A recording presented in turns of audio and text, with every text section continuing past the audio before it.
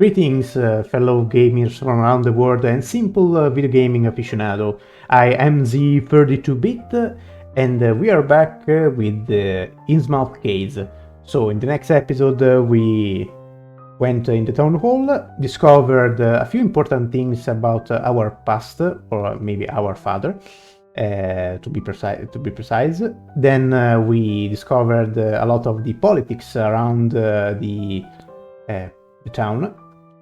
And then we simply went into this alley. So, the alleys. Town center is dilapidated and seemed to be completely dead. None of the footpaths here are maintained, and weeds have worked their way into every crevice. You notice carelessly dumped fast food packages, beer bottles, and other trash. Some of the narrow side streets between the houses are so crammed with bulky trash that you wouldn't be able to walk along them. Many of the houses are in poor state of repair. Cracked windows, loose wooden boards hanging from the walls, and doors nailed shut. It is impossible to tell in which color the houses were originally painted. You are struck by a bad stench several times, the cause of which you would rather not investigate. As you keep walking, you get to a kind of shopping street with a number of small shops. Half of them seems to be abandoned. Wow, nice view. And the good mayor said that the town is thriving. The first shop on the corner is a snack bar. Its name, Joe's Pizza and Burger, is printed in big letters on individual sheets of paper. Right next to it, there is a shop for fishing gear. Then a hairdresser just a few doors down. In that shop windows you can see faded photos of the trendiest haircuts that the 1970s had to offer. Behind the hairdresser you can make out a kiosk selling sweets and magazines, and also a liquor store wedged in between two ample buildings. Opposite, you find a shop whose name seems to be Done. Judging by the window, it's a music store. And at the other end of the street, there is a building with the inscription Ark Am Akkad. Letters are made from neon tubes, but some appears to have burnt out and have never been replaced. Maybe some of the shopkeepers will be able to tell you more about your client. So, here we have two references from two works of Lovecraft. First is if I remember correctly, the music of Eric's Son, a short horror tale, and then a reference to the Arkham Academy, I think it is, because Arkham is a pseudo place created by Lovecraft, where most of the ancient and esoteric literature is stored, but also that take place, I think, in the Dunwich Horror. At least one time there is visited by the protagonist, if I remember correctly. But that's a little bit of a little curiosity from me. So let's go on. You need to decide which shop to enter. So we have to. Oh, Arkham Arcades. I'm sorry, not Academy. There's also a S. So before, because this is a continue to the arcades. So let's go to Joe's Pizza and Burger. When you enter the snack bar, you are struck by an appetizing smell of fat. Behind the counter is a gaunt teenager who looks like he's bored out of his mind. A name tag identifies him as Chud. Chud is wearing stained white apron, splashed with fat and other substances. His face is haunted by the most gruesome acne you ever seen. He turns to you and stares at a spot somewhere on the wall behind you. After a few moments of annoyed silence, the child asks, "What do you want to order?" Look at the menu first. The menu is pathetic. Only pizza margherita. What? Pizza margherita. I'm sorry, but that's not how you roll it. Trust me. Pizza with the seafood, fish burger, cheesy burger and freedom fries are on offer. So trust me also that it is not English. So even if I'm not a native English speaker, I know that you do not vote like this. There is only lemonade to drink. An attached note from informs that you can now also order vegetarian burger and vegetarian cheesy burger. Should the case change from popular to annoyed? Let's order a cheeseburger or a cheesy burger. You get a cheeseburger with French fries and lemonade. They're called freedom fries now, Chad tells you. We no longer call them French fries because the French didn't want to go to war when the terrorists bombed the World Trade Center. Oh, so, he turns to the grill and starts processing your order. Man, I wish I could join the army and shoot with guns. Okay, that's a silly reference. He seems to be talking to the barbecue rather than you. Mention that the Iraq war ended a while ago. Mention it. Really? Chad seemed mildly surprised. Ooh, we have won, haven't we? Must be, otherwise we will all be speaking foreign. I must have missed that. It's good that we show these guys that we don't let them get away with doing whatever they want to do to us and stuff. Would have loved to have been there, but that said I shouldn't worry about the army and stuff. That said it's none of our business over here. So, based on your scheme, I think that you are local. Because otherwise, I couldn't explain the sentence, the last sentence. He flips on the final lumps of meat over the grill. But pow shooting around, that would be amazing. It's not the same as playing the shooter in the arcades. Chad seems to be talking primarily to himself. You sit down the counter. That'll be $4. We serve you as your can of soda and your food. Only is it the saddest burger you've seen? Just a lump of mysterious meat and a layer of sliced cheese. No sauce, no salad, nothing. Against your better judgment, I'm sorry, you begin to eat. First the fries. You hadn't thought it was possible to make disgusting fries. Now you know better. They just taste of fat and salt. After only a short time in the fryer, they're still completely cold and sort of floppy. Your mouth, they feel like white yellow maggots swimming on your tongue. Oh my god. Skeptically, you bite into the burger. It's a fish patty. Of course, I would say. After 2 bites, you put the burger aside. You try to flush down the taste with the lemonade, but the drink is warm and stale. You decide to take away the rest of your food for later consumption, or maybe the toxicology department will want to know the details about what exactly it was made in your visit. You visit the emergency room that day. Anything else? No, if you have moments on the nice side, mention the missing girl. Do school kids ever come by here? Shad is obviously not interested in the conversation. That's a really strange question. Do you know this girl? You're holding the photo tablet up at Chad. She's gone missing and looking for her. He looks at the picture with indifference.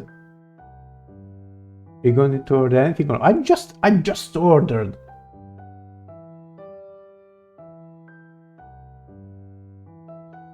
I'm sorry, I'm laughing, but I want to know the consequences of this.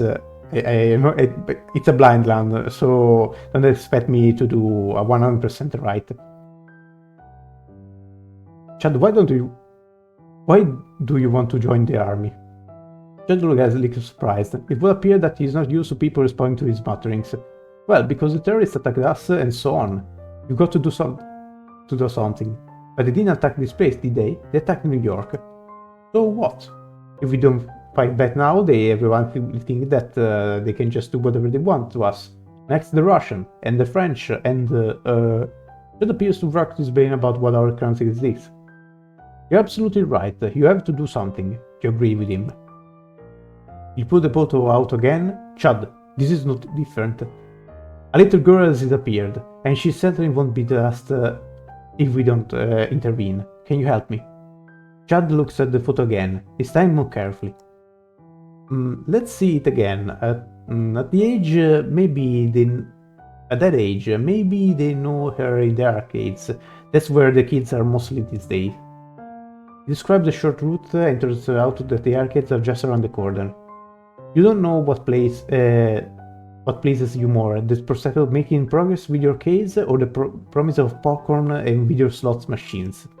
You leave Joe's Pizzeria and Burger. I really just don't think that your action will have consequences. Okay, I didn't expect it will. It went really well, guys. Really well. I didn't expect this sense of community from Chad.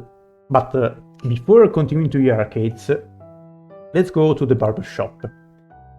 As you approach the barber shop, you first wonder if it's permanently closed. What you initially thought it was a reflection of light, actually, it's actually dirt. Are there no hygiene inspector in this town? You hesitate about whether or not to enter. Enter. The chime of the doorbell is only greetings as you step through the door. The shop seems abandoned, and a thick layer of dust has settled on the chair and upright hair dryers. A line pattern adorns the wash basin and floor. Looks like some water damage that no one cared about enough to sort out. Just as you begin to wonder why the store was open at all, you hear it, a peaceful snore. It seems to come from behind the counter. Look behind the counter. Let's not waste time, say hello. Careful not to lean on the dusty corner, you try to make the source of the story. It's rather uncomfortable, twisted opinion in... opinion. In a rather uncomfortable, twisted position, a man in his 60s is lying on the ground, with his head popped up on a shelf. Has he fallen on his hair? Has he injured himself? The man opens his eyes at you, quickly dart back, but you are sure that he spotted you already. Hand slams on the counter, and soon the gentleman attached to the hand gets up.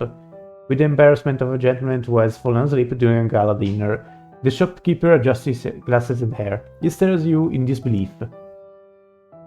What do you want?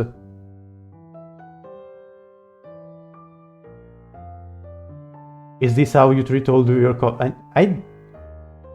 Let's do it this way. You treat all the customers alike, and wonder your story so run down. The man said to Red, well done. Run down, the tradition of woven hair salon goes back to the 19th century. I managed to be the best hair specialist salon on the East Coast. Oh, so I poked you in your honor. Then seems to be challenging you. And then what happened? You say somewhat uselessly. Your barber says you wide open. It breaks off and then looks around as if searching for an answer among the dusty paraphernalia in this shop. Everyone was supposed to benefit. Everyone, it's so unfair. What are you talking about? The barber lets a long deep sigh. After all, I sacrificed what we all hold sacrificed. His eyes stare into the middle of the distance. Let him talk. By movies that talk you, that is often the best to just let your enemy do the most of the talking. Maybe the barber will tell you his master plan of world domination. The strength of the man has visibly dwindled as he leans to the bar to continue with his tale. Everyone has benefited, but nobody cares about the fate of a single barber shop when people are so wealthy.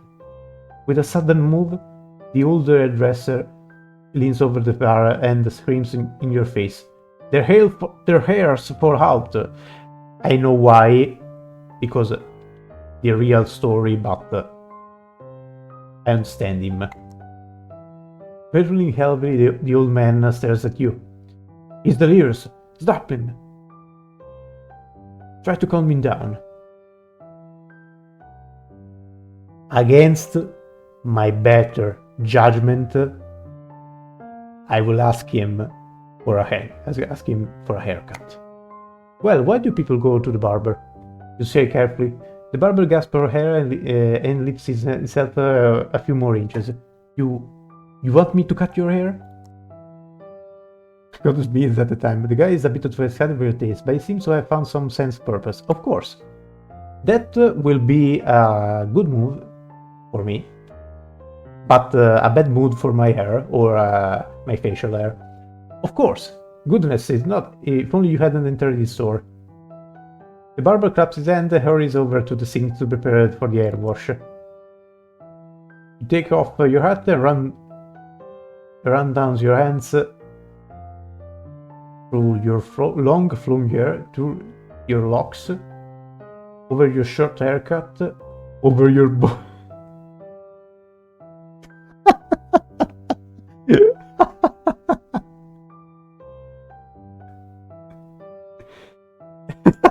This will be the worst move. No, I think this will be bad for us.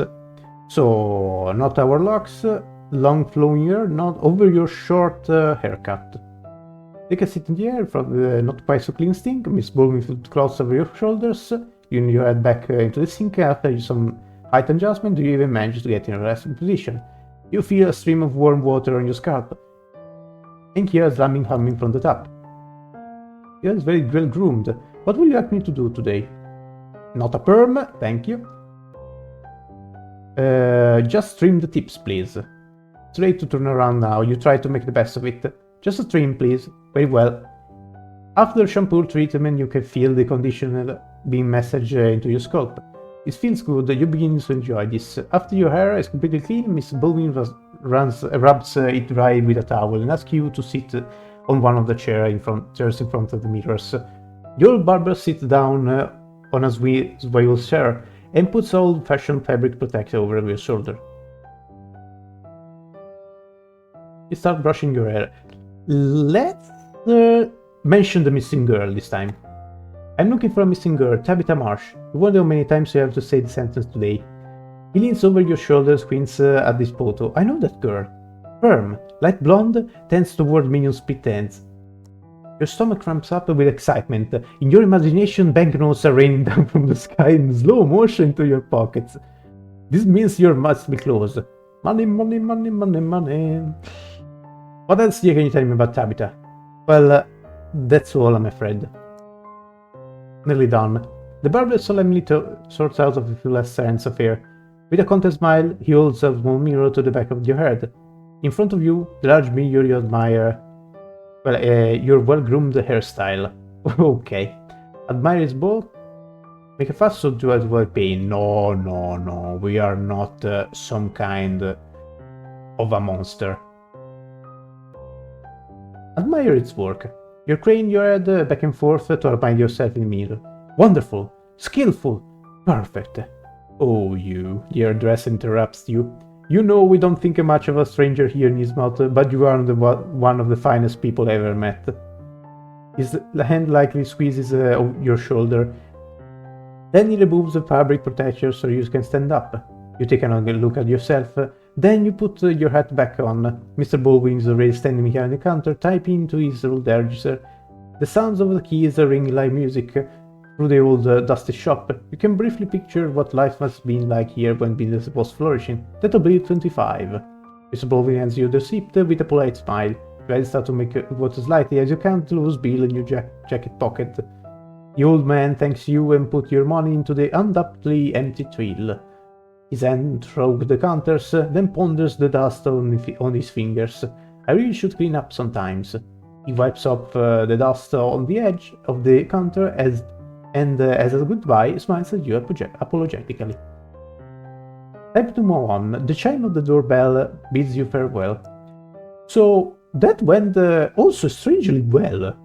Sometimes I choose the one option, but this were good. So I don't know if because I'm polite from the beginning in real life also, but that went well.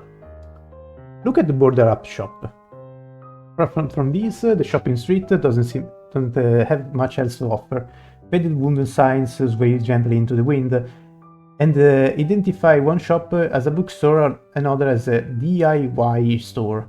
The shop windows are boarded up, so you need to decide where to shop and enter, so continue to the arcades. So, we're still in the alleys. Wow, what a good music. So, because we enter another shop, even if it's the alleys, I think I will stop the video here. So, the arcade will be another adventure for another time. But I thank you for watching this video. Like, share and subscribe if you want. This was MZ30... no, this is MZ32-bit. And I'll see you on another episode of the Innsmout case or another adventure.